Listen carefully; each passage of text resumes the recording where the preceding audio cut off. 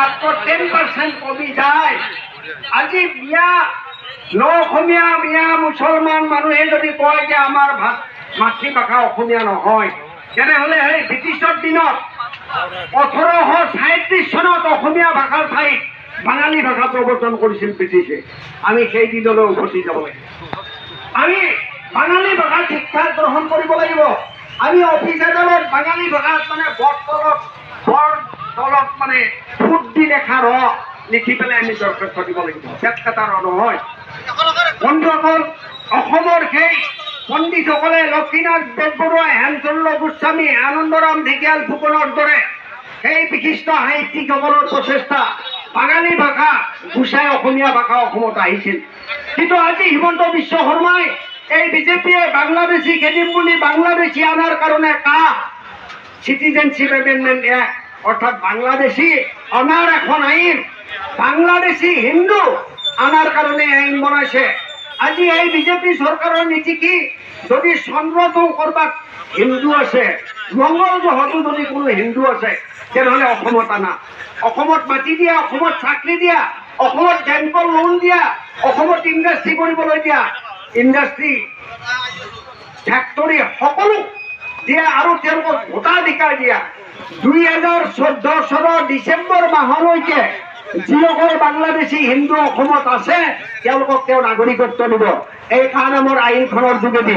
অৰ্থাৎ হিন্দু হ'লেই হ'ল, সৌৰজগতৰ সকলো হিন্দু আদি অসমত তেওঁ সংস্থাপন দিবলৈ পৰ্যন্ত তেওঁ প্ৰস্তুত। গতিকে বন্ধুসকল, কিন্তু আমাৰ সেই অসম আন্দোলন, যি অসম আন্দোলনৰ সংঘৰ্ষৰ এই অঞ্চলটো এটা এফেক্টেড অঞ্চল আছিল। অসম আন্দোলনৰ সংঘৰ্ষত মানে বিধ্বস্ত আমাৰ এই অঞ্চলো আছিল ৰাজনৈতিক সংঘৰ্ষত। এই ৰাজত্ব মহম্মদ বিন তুগলকী ৰাজত্বতকৈও ভয়ংকৰ। আজি যি ৰাজত্ব অসমত চলি আছে, এই ৰাজত্ব ইষ্ট ইণ্ডিয়া কোম্পানী বা ব্ৰিটিছ সাম্ৰাজ্যবাদী শক্তিৰ শাসনতকৈ ভয়ংকৰ। আৰু সেইকাৰণে এই শাসন, এই শোষণ, এই বিজেপিৰ যি উৎপীড়ন, এই শাসনৰ নামত মানুহৰ ওপৰত যি লুণ্ঠন, অসমৰ ওপৰত যি লুণ্ঠন, অসমৰ সম্পদৰ ওপৰত যি লুণ্ঠন, অসমৰ মানুহক প্ৰতাৰণা কৰাৰ যি ৰাজনীতি, এই ৰাজনীতিক প্ৰত্যাহ্বান জনাবৰ কাৰণে আজি সকলো বিৰোধী শক্তি ঐক্যবদ্ধ হোৱাৰ সময় সমাগত। বন্ধুসকল, আপোনালোকে জানে 2016 চনৰ আগলৈকে আমি সকলোৱে জানো, আমি গেছৰ চিলিণ্ডাৰটো কিনিছিলোঁ 400 টকা। এতিয়া এই চিলিণ্ডাৰৰ দাম, এটা চিলিণ্ডাৰৰ দাম 1200 টকা হ'বলৈ বেছি দিন নাই। আমি সকলোৱে জানো 2014 চনত আমি 1 লিটাৰ পেট্ৰল কিনিছিলোঁ 15। আজি এই চিটি বোৰ্ডৰ পৰা আমি যি লাইন পাওঁ, এই লাইন নিয়ন্ত্ৰণ কৰে APDCL নামৰ কোম্পানীটোৱে। আজি স্মাৰ্ট মিটাৰ বহোৱাৰ পিছত অসমত তেওঁলোকে লাভ কৰিছে এটা বছৰত 214 কোটি টকা। আপোনালোকে জানে আজি স্মাৰ্ট মিটাৰ অসমৰ বিভিন্ন অঞ্চলত ৰাইজৰ দল আৰু কৃষক মুক্তি সংগ্ৰাম সমিতিৰ নেতৃত্বত ৰাইজে যেতিয়া এই কথা যুক্তি সহকাৰে বুজাই কৈছে যে স্মাৰ্ট মিটাৰ লগোৱাৰ পূৰ্বতে এটা মাহত যদি 200 টকা কাৰোবাৰ বিল উঠিছিল, এতিয়া স্মাৰ্ট মিটাৰ লগোৱা মানুহে 2000 টকা দিব লগা হৈছে ঠায়ে ঠায়ে। এই স্মাৰ্ট মিটাৰ প্ৰথমতে চৰকাৰে সিদ্ধান্ত লৈছিল যে আমি প্ৰথম চৰকাৰী কাৰ্যালয়ত লগাম, আমি এই স্মাৰ্ট মিটাৰ প্ৰথম আমি ব্যৱসায়িক প্ৰতিষ্ঠানত লগাম, ইণ্ডাষ্ট্ৰীত লগাম, ফেক্টৰীত লগাম, ৰাইজৰ ঘৰত নলগাওঁ। কিন্তু আপোনালোকে জানি আচৰিত হ'বা, অসমতে আটাইতকৈ বেছি সাধাৰণ কনজিউমাৰ ঘৰত এই স্মাৰ্ট মিটাৰ লগাইছে। এই স্মাৰ্ট মিটাৰৰ ঠিকা কম। গৌতম আদানী নামৰ এটা গুজৰাটী কোম্পানী, গুজৰাটী মালিক। এই গৌতম আদানীৰ নাম আপোনালোকে কোনোবাই শুনিছিল নে? 2016 চনৰ আগত, 2014 চনৰ আগত আজি এই চৰকাৰ ক্ষমতাত অহাৰ পিছত আমি দেখা পাইছো আমাৰ আমিনগাঁৱৰ পৰা একেবাৰে টিহু পাঠশালালৈকে আমাৰ এই 4 লেন হাইৱে দুয়োফালে অসমীয়া মানুহৰ, আমাৰ সাধাৰণ মানুহে এতিয়া কোৱাকুই কৰে যে এতিয়া হাইৱেৰ কাষত অসমীয়া মানুহৰ পেচাব কৰাৰ কাৰণেও জেগা নাই। সঁচা কথা। আজি আপোনালোকে এই কথা বহুতে নাজানে, এই হিমন্ত বিশ্ব শৰ্মা চৰকাৰে আমিনগাঁৱৰ পৰা টিহুলৈকে আৰু জালুকবাৰীৰ পৰা ছয়গাঁৱলৈকে 80 বৰ্গ কিলোমিটাৰ অঞ্চল অৰ্থাৎ টাটা, বিৰলা, ডালমিয়া, মফতলালৰ নাম শুনিছিল।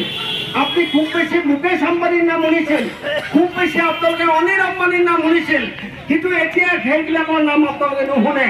এতিয়া মাত্ৰ শুনিব ৰিলায়েন্স আৰু গৌতম আদানী। সেই গৌতম আদানীয়ে ঠিকা লৈছে আটাইতকৈ বেছি সংখ্যক স্মাৰ্ট মিটাৰ যোগানৰ যি দায়িত্ব, যি ঠিকা, সেই ঠিকা গৌতম আদানীক দিয়া হৈছে। আপোনালোকে সচেতনসকলে এই কথাও জানে এই গৌতম আদানীয়ে দিয়া স্মাৰ্ট মিটাৰ হাজাৰ হাজাৰ স্মাৰ্ট মিটাৰ বেয়া। সেইকাৰণে উত্তৰ প্ৰদেশৰ বিজেপি চৰকাৰে, যোগী আদিত্যনাথৰ চৰকাৰে সেই স্মাৰ্ট মিটাৰবিলাক পেলাই দিছে যে তোমাৰ স্মাৰ্ট মিটাৰ আমি নলগাম। আৰু এই স্মাৰ্ট মিটাৰ উত্তৰ প্ৰদেশৰ যোগী আদিত্যনাথ চৰকাৰে যি স্মাৰ্ট মিটাৰ নৰ্দমাত পেলাই দিছিল, সেই স্মাৰ্ট মিটাৰ আমাৰ হিমন্ত বিশ্ব শৰ্মাই অসমলৈ আনিছে। অধিক মূল্যত সেই স্মাৰ্ট মিটাৰ আনি বাধ্য কৰাইছে মানুহক লাইনৰ বিল বেছিকে দিবলৈ।